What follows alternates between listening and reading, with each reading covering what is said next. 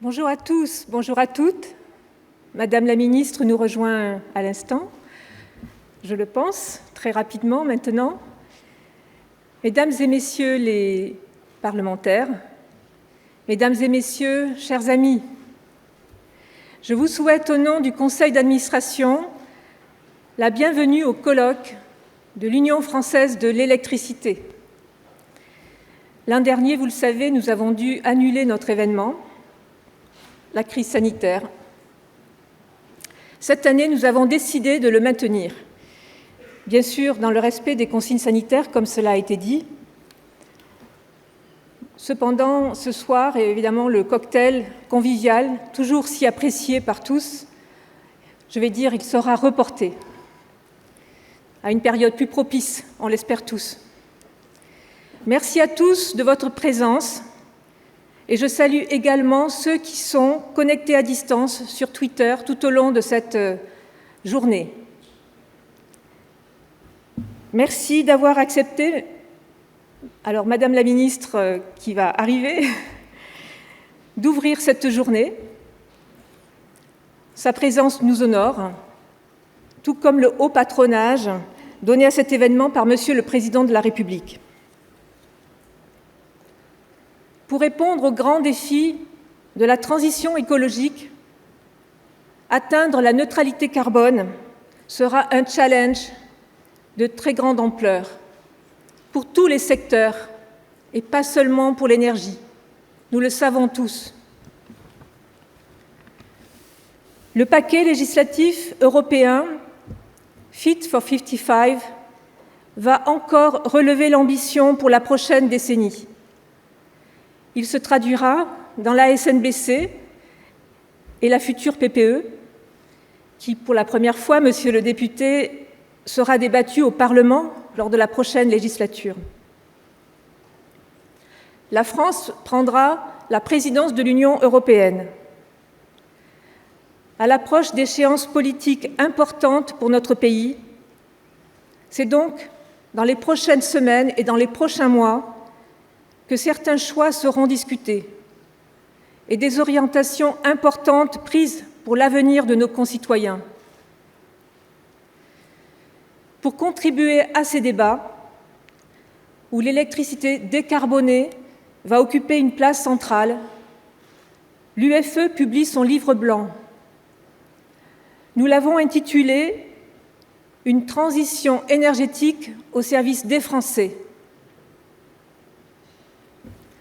Cette vision est le fruit d'un travail mené par l'ensemble des acteurs du système électrique pour répondre à la question « Comment le système électrique pourra-t-il durablement contribuer à la décarbonation de l'ensemble du système énergétique français ?» Je vais donc vous livrer 3 convictions. Tout d'abord, la première, dont nous sommes très fiers, c'est que notre pays possède d'importants atouts. La France possède de nombreux atouts. Un parc de production décarboné et compétitif, grâce au nucléaire et à l'hydraulique. Un bon potentiel de développement des énergies renouvelables. Des réseaux robustes et bien maillés. Des compteurs communicants massivement déployés et des savoir-faire répartis sur tout le territoire. Ces atouts doivent être reconnus à leur juste valeur, notamment par nos partenaires européens. Par ailleurs, la hausse spectaculaire des prix de l'électricité le montre. La question de conserver une électricité décarbonée à un prix abordable reste une question sensible. Pour les ménages, bien sûr, mais aussi pour la compétitivité de nos industries. Pour répondre au débat de la décorrélation entre les prix de gros et les prix aux clients finaux, nous devrons faire approuver un dispositif pérenne permettant de faire bénéficier les consommateurs de la compétitivité du parc de production. Nous devrons aussi continuer Bonjour Madame la Ministre, bienvenue. Prenez place, s'il vous plaît.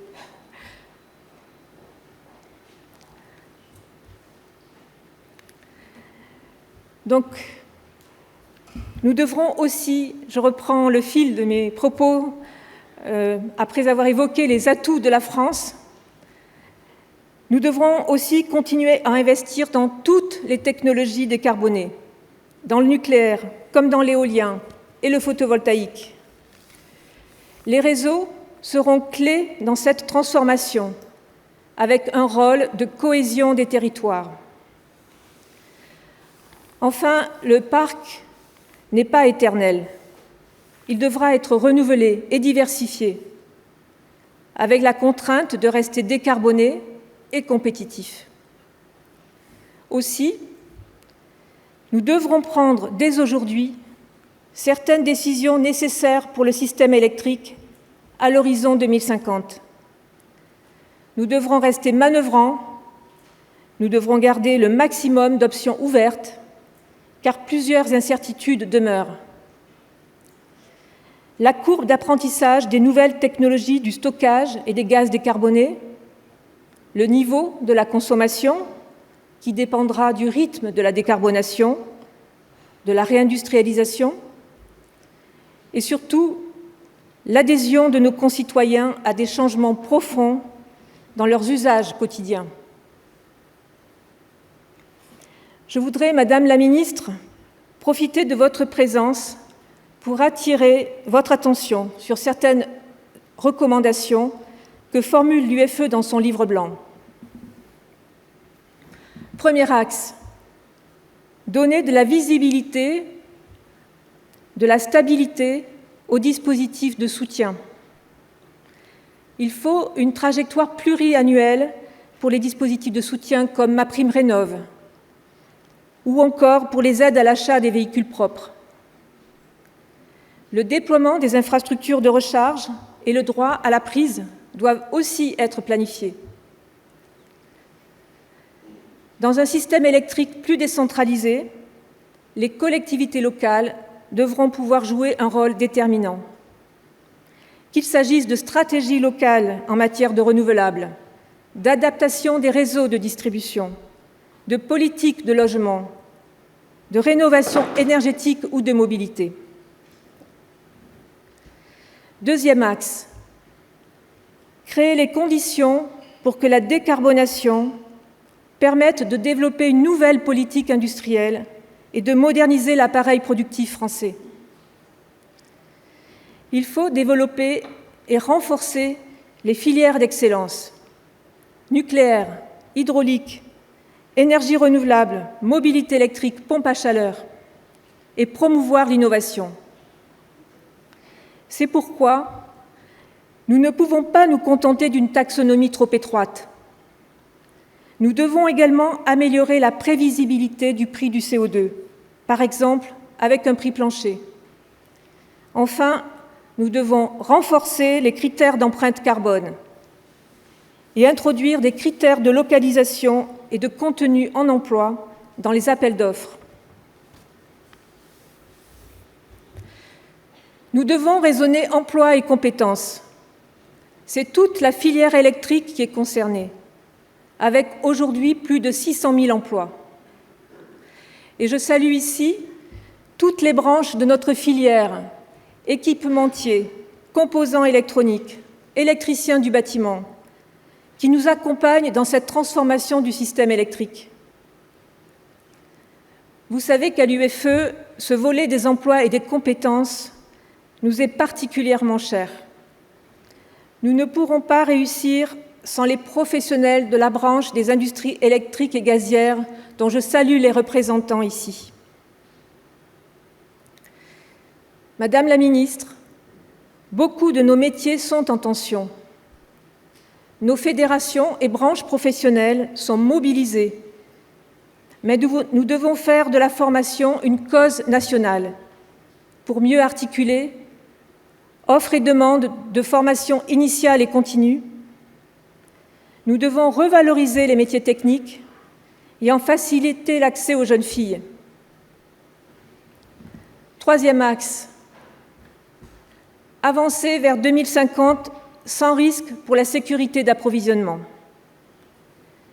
Pour atteindre les objectifs fixés, nous aurons massivement besoin d'énergies renouvelables. Mais celles-ci doivent pouvoir s'appuyer sur un socle pilotable, nucléaire, hydraulique et thermique décarboné. Il faudra donc accélérer le déploiement des énergies renouvelables. Ce n'est pas une option, mais une nécessité. L'enjeu est d'associer les riverains, y compris en partageant mieux la valeur ajoutée des projets. Il faudra, dans le même temps, prolonger, si les conditions sont réunies, les centrales nucléaires existantes, tout en garantissant l'atteinte de l'objectif de 40% d'énergie renouvelable en 2030. Enfin, il faudra décider de la construction de nouveaux actifs nucléaires pour s'assurer d'un socle pilotable suffisant en 2050. La prochaine PPE devra établir la feuille de route de la France